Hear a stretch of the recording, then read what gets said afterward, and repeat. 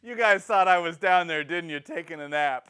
Believe me, I thought about it. Welcome back. Tonight is pre-NAMM broadcast because we're going down to NAMM tomorrow.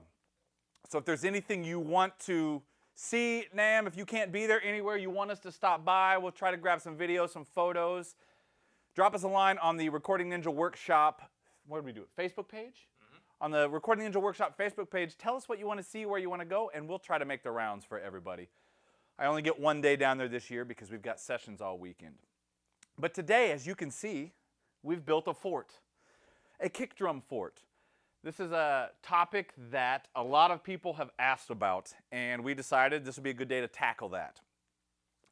So first off, I want everybody to understand that this is just another way of recording a kick. Sometimes it actually helps out tremendously, and sometimes it's not that big a difference. A lot of it depends stylistically on the music you're playing, how loud the drummer is, and what you're kind of trying to achieve with the tunnel itself. And then, like I said, there's more than one way to skin this cat. We picked one way today that we've used quite a few times that works, and maybe in the future we'll try to do a couple others too, just to, kind of show the different ways. So what we've done today, I'm just going to go ahead and we're going to uncover and see what we have going on under here. Get rid of the shoes. No more. No more. Nobody's sleeping down there. There's no Wicked Witch of the West. So what we've done, we've got three mics going on here. We have an MXL A55 in the kick, have our Studio Project CS5 on the outside, and we have an Audio Technica AT4047. Let's see the tape measure, tell you exactly. This is about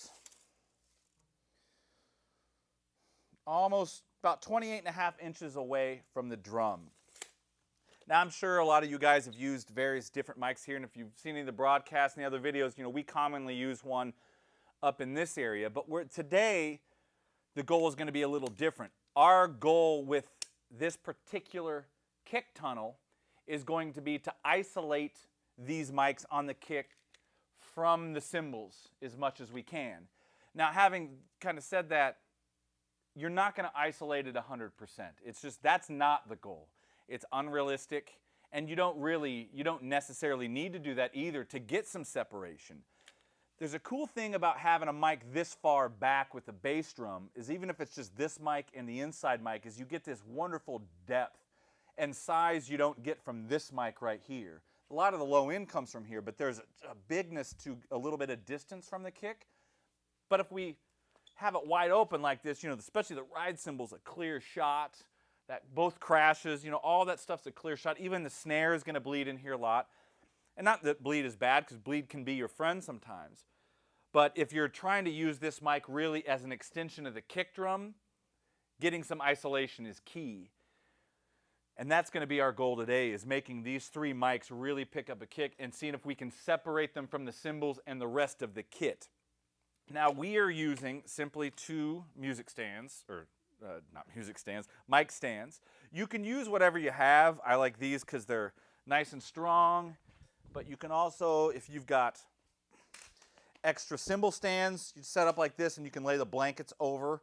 We chose to do it with these today since we're not using them, just so we don't have the legs to work around, which just makes it a little easier. If it was a session where we weren't going to be putting things on and off, it wouldn't make any difference.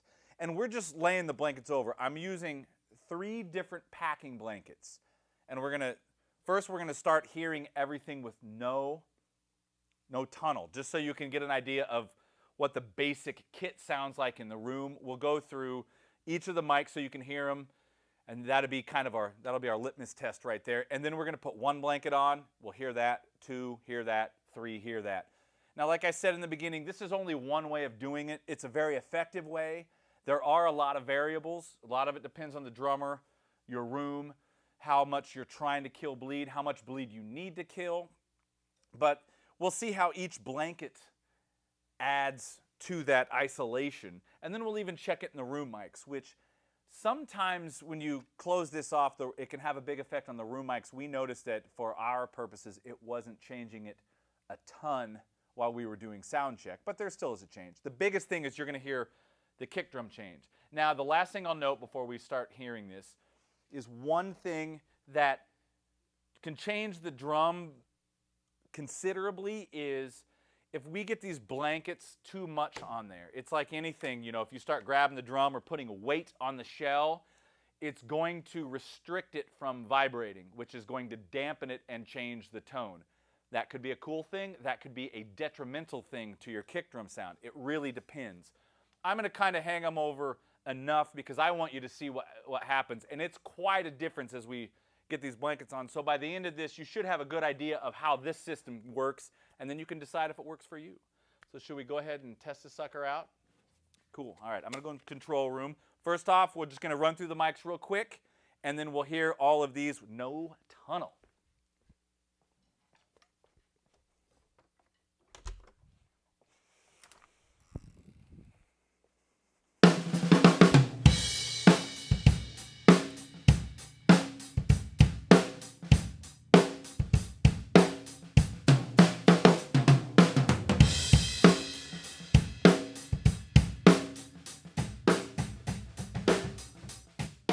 Overheads.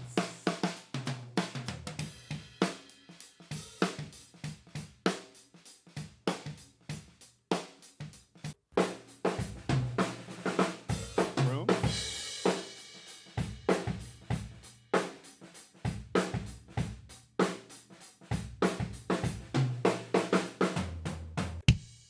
Inside kick.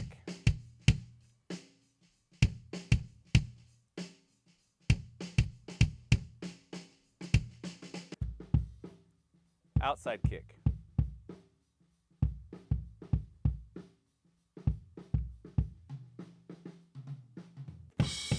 .40-47, kick number 3.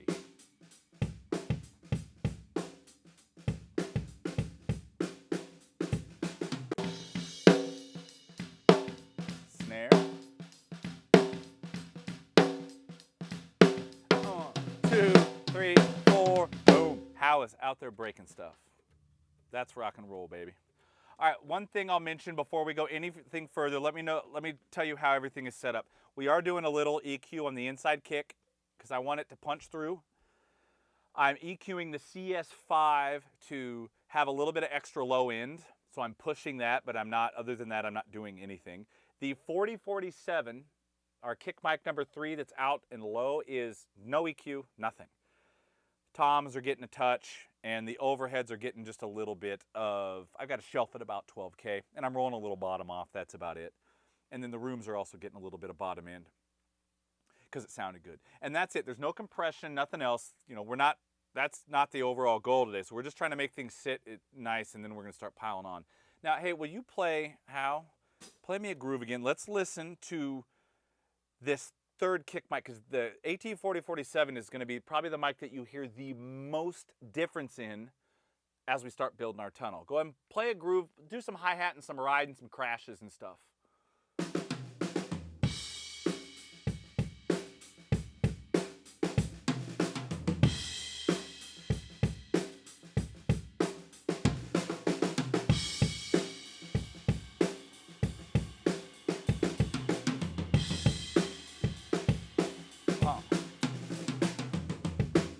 Boom. All right, so there is just that microphone. Now let's do a groove again. Let's hear all 3 kick mics together.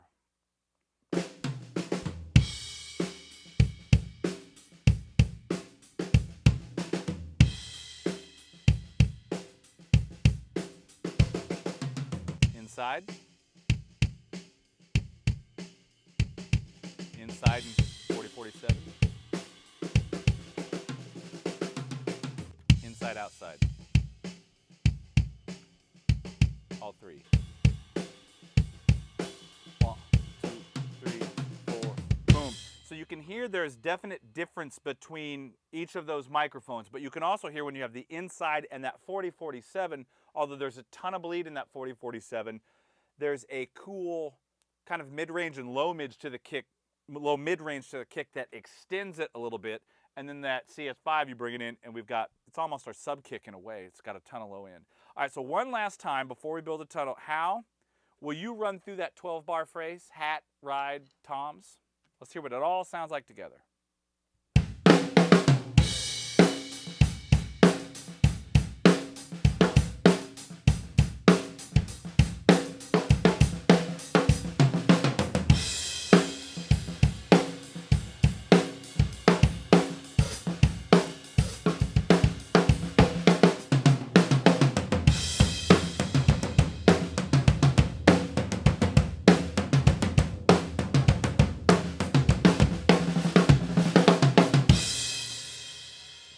All right, now let's build a tunnel.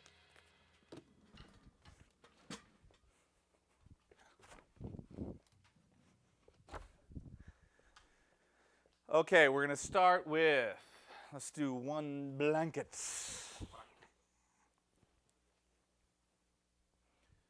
Go for it. Pull that sucker over. All right, we're using just a simple piece of gaff right here just to hold it, just so our blanket doesn't fall. And then on the sides, we're actually, kind of like you're wrapping a present, actually folding that in a little bit. Otherwise, you've got this big gap right here, which that little bit of a gap will defeat our purpose of this whole tunnel. So we're just going to tape this to itself. We're only over the drum about this much. We're not even covering up the lugs with this one. We're just trying to button it up just around the sides a little bit.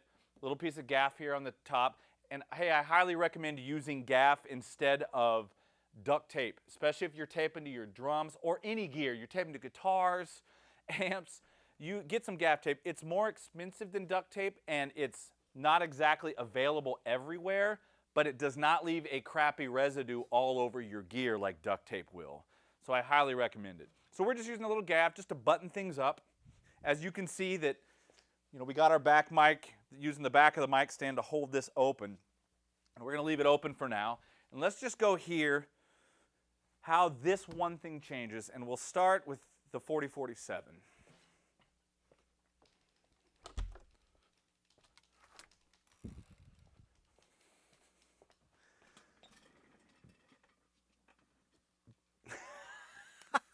Sam. That's good. I like that, man. I can totally hear Count Dracula doing that. That's great. All right, let me solo up. Give me Groove, Holmes. The 4047 only. Go the ride. Huge change.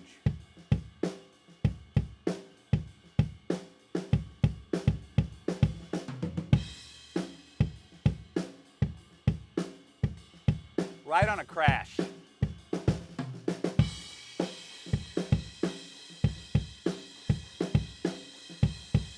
mean, if we wanted to, man, we could easily.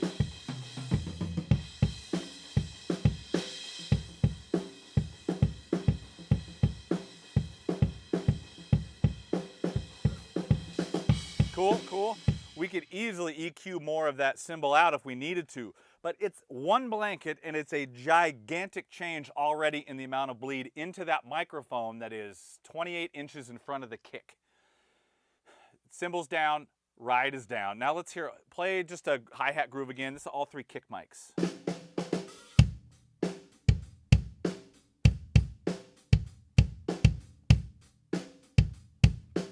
going to pull the overheads in and over the snare.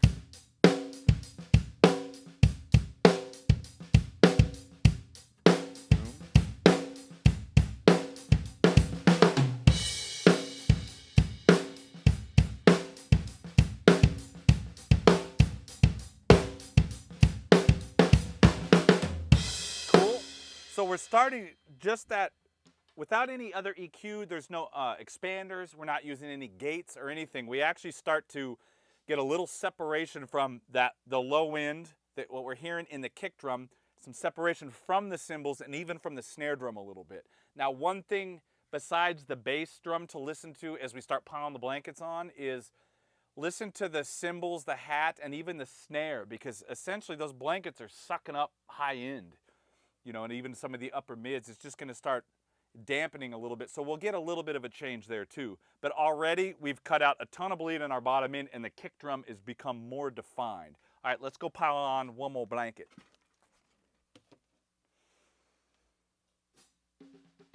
All right.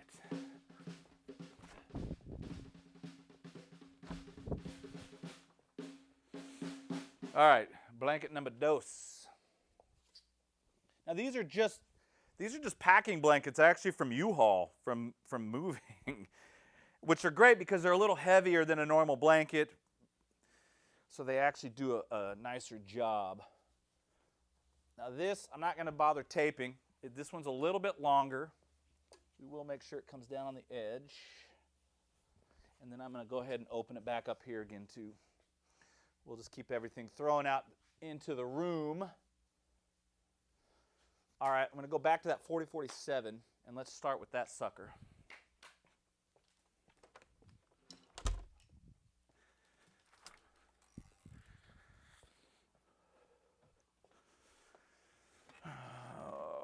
Boom, boom, boom, boom, boom. Sam, no, there's no sub kick, but the CS5 is what I'm using for my low end. It's just on the outside of the head, maybe about, I don't know, 2 inches or so. And it has, I love that thing just because the low end on it is really round and big, but it's fast. It's not sloppy. Even if you were playing double bass and stuff, that mic provides a nice low end where the sub kick gets a little floppy sometimes. Shelf, what? Yeah, there is a 60 hertz boost on the shelf. Now this Trident has, the 88 has the 80C EQ, not the 80B EQ. The 80B EQ was not sweepable on the top and bottom. The bottom was selectable at 60 and 120 hertz, and the top, I believe, was 8 and 12K, I think. The 80C, which is what's on this board, is sweepable on the bottom from 40 hertz to 650, and the top from, was it 1K to 15K, which it's nice. You know, sometimes 60 hertz isn't what you want. So I like being able to do that. Sam, Army Surplus. Yeah, that's another great place to get these kind of blankets. Army Surplus, you know, U-Haul, places like that. But they come in really handy around the studio for a lot more than just building a kick tunnel. All right, Hal, going right back to just the 4047.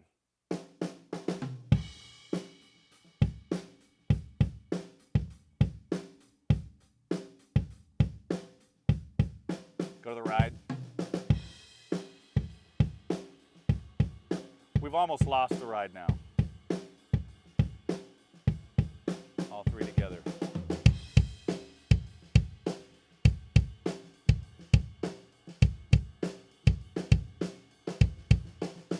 I'll turn the CS5 off. This is inside and the 4047. Inside only. 4047. We'll add a little of our sub.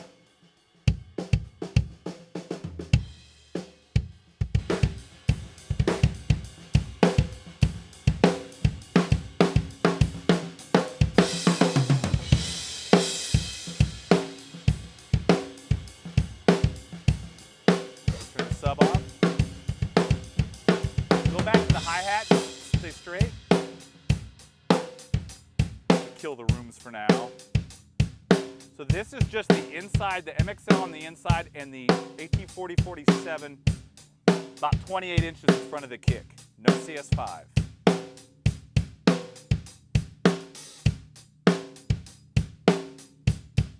And I'll add the CS5.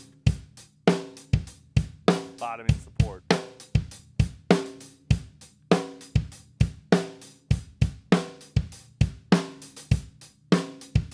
Go to the 12-bar pattern. Moves back in.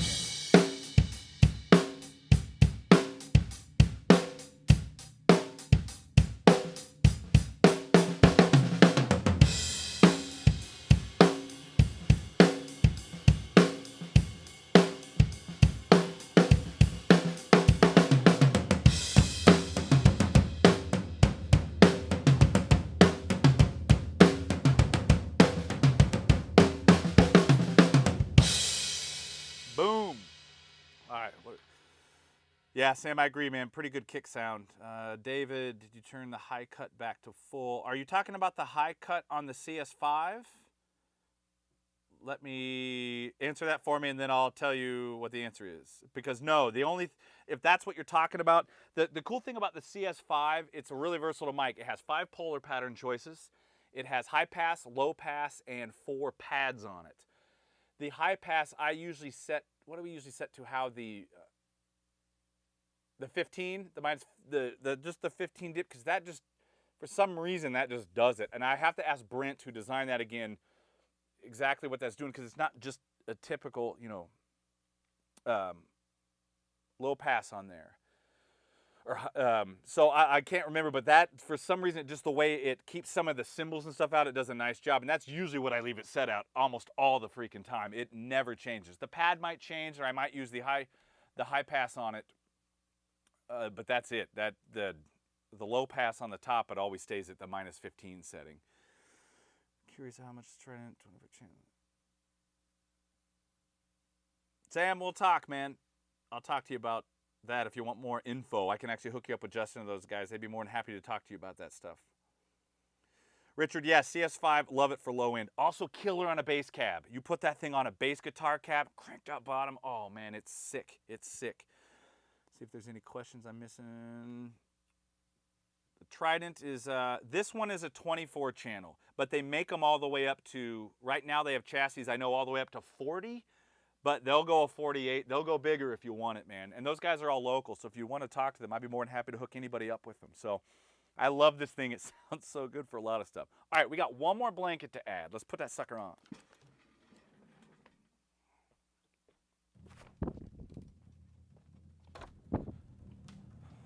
Blanket number Sun. That is 3 in Chinese for those of you guys who aren't as multilingual as me. Also in Japanese. It's also in Japanese? See, I know even more languages than I thought I did. Oh, we're not knocking over here, are we?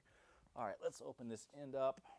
Now, one thing with this whole, like, keeping the back end open, when we were setting up and doing sound check and stuff, we tried it, closing it off and keeping it open to see how it would affect the room mics, because sometimes it makes a huge difference.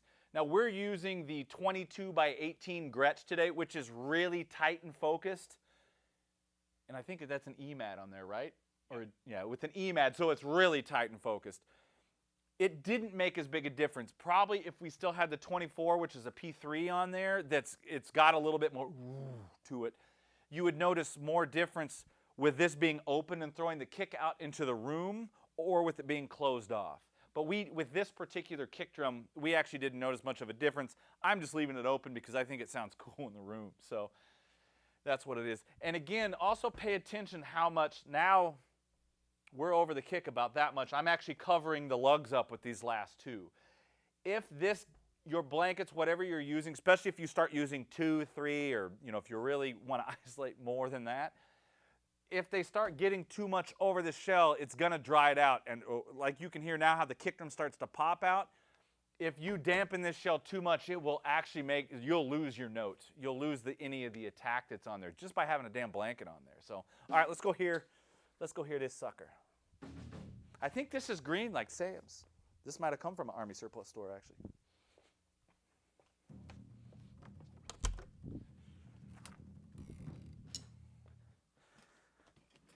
All right, hold on a sec. Let me go back. I'm starting with the 4047 because that's the mic most affected. Go for it, Holmes.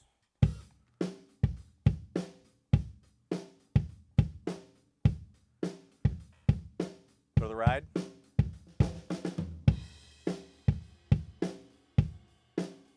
At this point, we've effectively turned it up a little.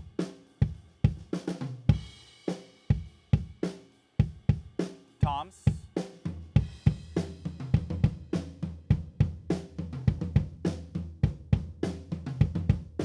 Uno, due, tre. At this point, we've effectively limited almost all our cymbals, really, from being an issue in that microphone. So now we get the benefit of that 4047 or whatever I like the 4047s there. They always work for me. CS5 does too. If you got U47, there's lots of mics you could use out there that work. I've used a Mojave 201. I like the 201 FET. I really like outside. But whatever you do in there, we get the benefit of letting that waveform build a little bit. So we're not just getting the click like the inside. And the mic that's really up on the head is just pretty much picking up this giant diaphragm, which gives us a great low end, but it's still not giving us actual like depth. A lot of the depth comes from your upper low end and your low mids, which can also get really muddy. But if you kind of pick your mics right, go ahead and play a straight groove again. 4047 only.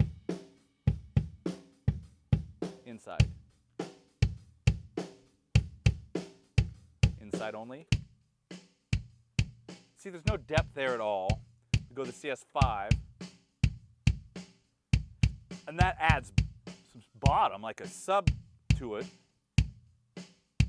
But it's still like attack and low end. If we go that 4047, you actually all three. All right, cool. So and this is something that you could go in when you mix and you could line all those mics up, all three of the kick mics, which would be nice and punchy. But if you take the time to get them in phase, one nice thing about having a mic backup, especially using the kick tunnel, is you get a depth to it that you're not going to get if you line them all up or if you just have mics all up right around the kick drum, which is why I quite common I use something out there.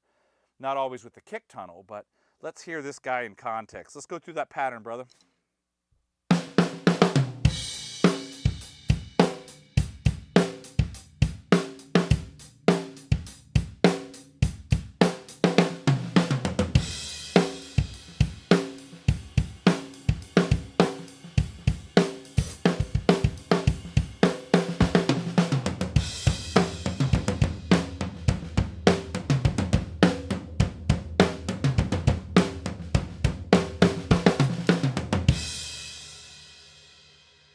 Now, real quick, rip all that stuff off. Just throw all the blankets off real fast. And then we're going to hear this one time. Now that we've heard it this way, which is my favorite, I think it really separates. Now let's go back to just a traditional kind of setup without it.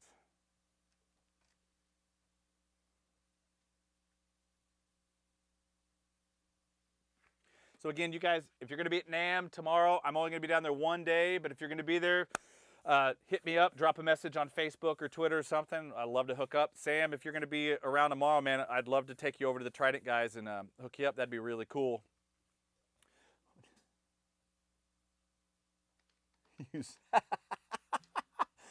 Yeah, wimpy SoCal guys. That's funny.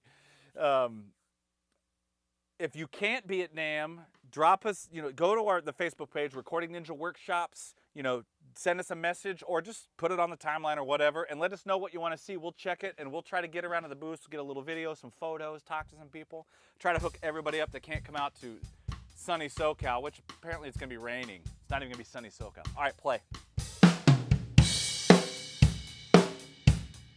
All right, keep it going.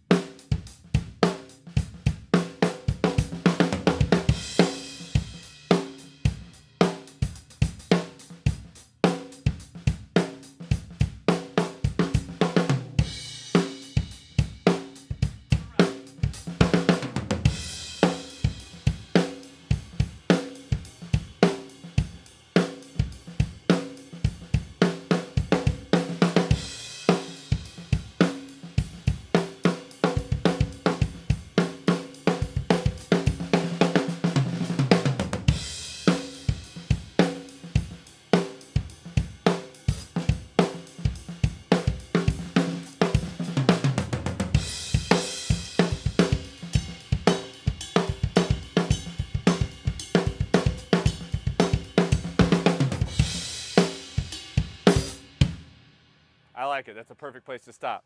That wasn't pretty, but maybe it gave you a little difference. You could hear as the blankets kind of pile on how it kind of separates that kick drum. Not a huge sample, guys, so this is a great way to use 2 or 3 different microphones to build some click, some bottom end, and a little actual depth in there. You isolate it naturally with some blankets or whatever you have. Like I said, this is only one way that I've done this, but it's a really effective way. Those blankets are not expensive. Most of the time we have an extra couple mic stands or maybe a possible extra couple cymbal stands that we can use you could use a chair. We've used just chairs and you put them on each side and you drape the blankets over. It's not a hard thing to do, but if you really want to isolate a kick, especially in the rock stuff, and get the cymbals out of it and use some distant kick, outside kick mics, this is a great way to do it. Really good way. Hold on a sec. See if we got any last minute questions here.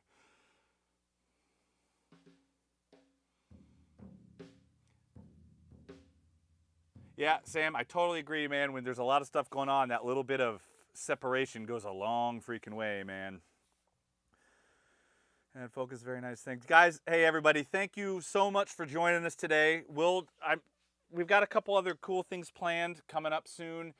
We'll get to some other kick tunnel stuff. Ernesto and I here are going to be getting into some getting big guitars in a rock thing, so we'll probably track some drums for that, which will be really bitchin'. And then we got a couple surprises that Hal and I are kind of working on with some guests and stuff. So again, guys, thanks. If you can't, I wonder how it sounds for more groovy. Yeah. Mehmet, that's a whole other, you know what? We'll get to that. We'll do some of that at some point. But guys, thanks for joining us today. Remember, if you can't be at the NAMM show, drop us a message tomorrow. We'll try to hit some booths for you so you guys can see it. Cheers, dudes.